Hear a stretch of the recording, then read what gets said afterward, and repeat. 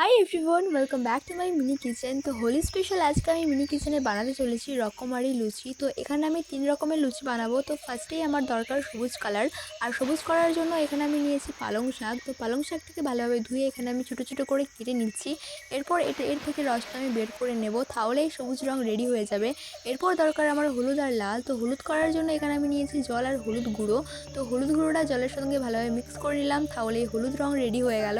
এরপর দরকার হচ্ছে লাল। তো লাল করার জন্য সেরকম আমার কিছুই মাথায় আসছিল না, তাই আমি এখানে নিয়েছি লঙ্কার গুঁড়ো।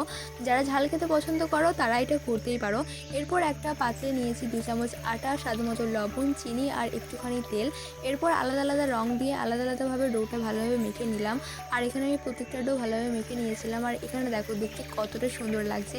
এরপর নিয়েছি হচ্ছে পিঁড়ি বেলনা।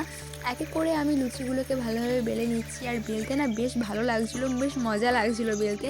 এরপর উনুনে কড়াই চাপিয়ে এখানে আমি তেল দিয়ে দিলাম। তারপর এক এক করে লুচিগুলোকে আমি ভেজে নিচ্ছি। আর প্রত্যেকটা লুচি ভীষণই সুন্দর ফুলছে, দেখো কতটা সুন্দর। আর এক এক করে আমি এখানে নামিয়েও নিলাম।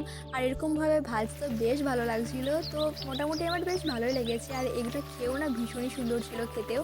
তো এই যে হোলি স্পেশাল লুচি আমার একেবারে রেডি হয়ে গেছে। তোমাদের কেমন লাগলো ভিডিওটা জানিও। বাই।